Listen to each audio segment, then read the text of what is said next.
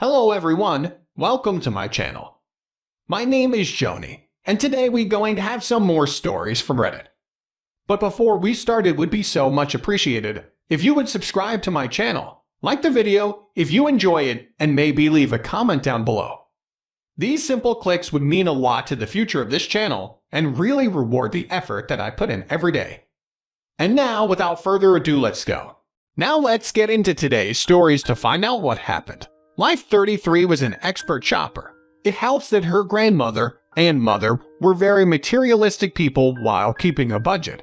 She would hunt for the perfect sale, which is why I-37 did usually jump up to go with her because she could be out for 6 hours or more. She would go out once a week, every Saturday, leaving the house by 6 a.m. She'd go to Saturday's market, then go to the mall, eat lunch, and probably shop more.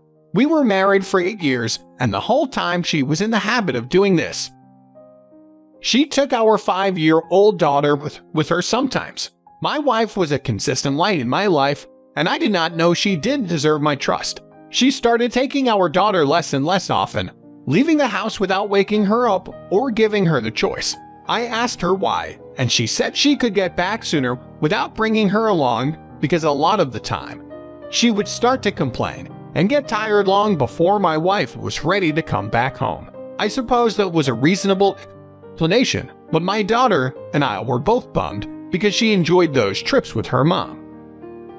Our daughter actually started asking her each time if she could go with her, and she'd say no each time. She'd do something else with her the next day, or bring home something nice for her, but it wasn't the same. I let it go for a while, but eventually I felt like I had to say something. I confronted her and told her she needed to take her with her that Saturday. She was not happy. I couldn't believe how inconvenient it was for her. She started to accept it and actually did follow through. But that Sunday she went out alone. Usually, we all had family time and practice meditation. Our girl always turned it into a game of peeking without getting caught. When the wife got back, she was really happy, like everything was fine. Then my daughter asked the question that led to the discovery of what was really going on. She asked her mom if she met the man with the puppet today. My wife forced a laugh and said no, he's only at the market on Saturdays. I asked who this was, and before my wife responded, our daughter said he was the man Monty kissed yesterday. I looked at her with wide eyes. She knew we had to talk. I excused myself to another room and waited for my wife to set up our daughter with toys before joining me. I quizzed her until she was blue in the face, but she couldn't convince me her lies were true. She tried telling me our daughter was talking about something else, but I knew her speaking capabilities were pretty accurate. She even looked at my wife like she was going to be in trouble with Daddy. She knew it was wrong, and she wanted me to know, so my wife eventually came clean. She said he was a nice guy that she got close to over the years she'd been going to the market. He liked her more than friends, and she didn't want to break his heart, so she started giving him kisses. I didn't think there was any way she could believe this was okay. I told her she betrayed my trust by doing this, even by being friends with this guy, without telling me. I'd like to know who she's involved with, even if only for safety's sake. Now I was suddenly aware of a guy she'd gotten to know for years, introduced to her daughter, and kissed. I looked her straight in the eye and asked her if she ever slept with this man or anyone else. She blushed hard, looked away, and told me no. How much more obvious it could have been that she was lying to me. I stared at her, but she only tried asking if we could leave the room now, and I said no. I told her to tell me the truth because her whole body looked like she was lying. Her mouth got really dry, and she started to dry heave. She excused herself to her bathroom and threw up. I told her she needed to get it off her shoulders so she could feel better, but she pretended not to have anything to say. I told her I didn't want her to go to Saturday's market anymore, and she lost it. She said this was one of her greatest joys in life, and I told her that she spoiled it for herself because she started kissing an older guy. I wondered if she said older to try to get me to let it go like I picture an old, lonely man. I wasn't a fool, so for a whole month, she didn't go anywhere over the weekend.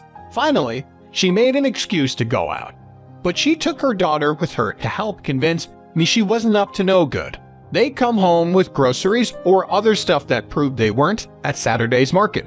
I hated that this had become an issue between us now. Every time she left, I wondered if she was seeing Mr. Kisser. On the first day, she didn't offer to take our daughter. I followed her.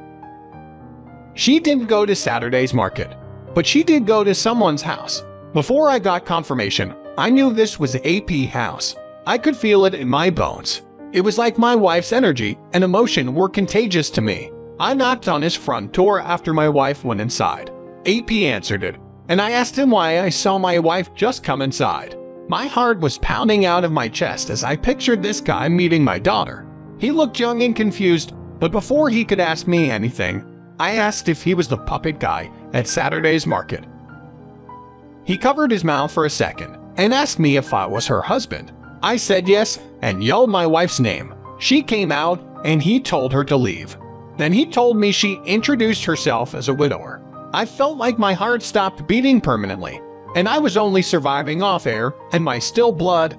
My wife came rushing out like she had a right to be mad, brushing past me. I followed her. She frantically tried to get in her car, but I grabbed her keys from her and ran to my car, locking the doors. She watched helplessly as I took her house key off before giving them back. She told her parents I kicked her out for no reason, so they let her stay with them and arranged to have a truck come get her stuff. They came over to visit with our daughter and asked me what really happened. I told them the truth, and they must have made my wife's life at their house a living hell because every day she told me she hated me for telling them what happened. She moved out in just 5 weeks, opting to take turns sleeping on different friends' couches rather than stay under their roof. The divorce went in my favor, and my wife is at least partially involved with our daughter. Now let's get into today's second story. I, 34 male, was dating my fiancée, 32, for 3 years before I proposed. She grew up in a very sheltered household, so I was the first man she dated and slept with. We grew up in the country away from it all, so we felt old-fashioned compared to how a lot of people live their lives. But that's how we liked it. Our families were proud, and there wasn't any drama. After she said yes, we started looking for a house to buy. It figures that the first house we look at is being shown by an extremely attractive man, and I say that as heterosexually as possible. I wasn't worried at first. I thought my wife to be loved and respected me, but when I saw the way she looked at the stranger, it was like she saw all the future possibilities if she married him instead. She asked him lots of questions about his personal life and seemed completely intrigued that life brought them together. I felt left in the dust. This couldn't have been all in my head. She wasn't just being friendly. When we left the house tour, I asked her what that was all about, and she played dumb. She acted like I didn't just see her flirting with this guy, like her life depended on it.